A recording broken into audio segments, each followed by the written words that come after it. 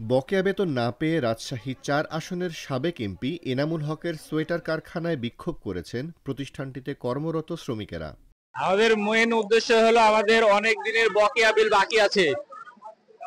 সে আমাদেরকে অনেক ভোগান্তি দেয়, মাসের পর মাস আমাদেরকে বলে যে তোমাদের এই মাসে দিব না, সামনে মাসে দিব, স্যালারি বকেয়া তোমাদের পরিশোধ করব।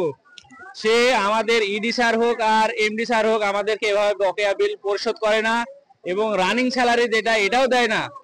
সে আমাদেরকে আইনের আওতায় চাপের মুখে আমাদেরকে ভয় দেখায় কাজ করায়। রাজশাহীর বিসিক শিল্প এলাকায় সাকুয়াটেক্স লিমিটেড নামের এই কারখানায় শ্রমিকেরা ৩ থেকে ৮ মাস পর্যন্ত বেতন পাননি।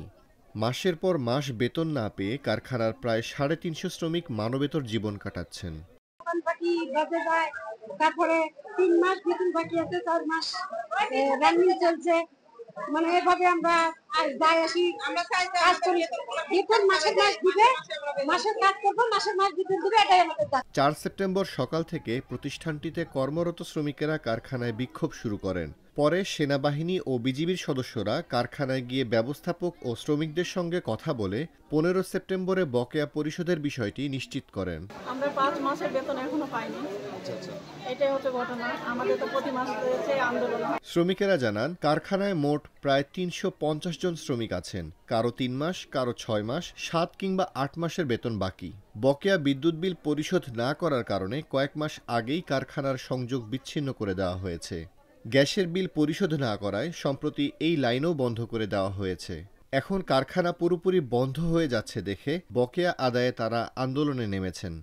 ৪ থেকে ৫ মাস, অনেকে ৭ মাসও আছে।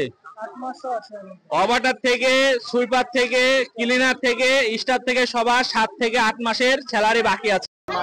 কারো ৫ মাস পর্যন্ত আছে, আমরা বেতন পাইনি। ২৫ তারিখে দেয়, ১০ তারিখে দেয়, ডেট পার হতে হতে এই অবস্থা। এখন পর্যন্ত আর কারো বেতন দেয়নি, কারো কিস্তির মধ্যে দিয়েছে। এখন আমরা চলবো কি করে? আন্দোলন করছিলাম যে বেতন দেখ, তারপর কাজ করব। পরে বললো যে কি তোমাদের বেতন দেওয়া হবে, 2 দিন বদ্ধ দিল যে তোমরা মঙ্গলবারের দিন আসো। মঙ্গলবারের দিন ফোন করে বললো যে তোমরা বুধবারের দিন আসো।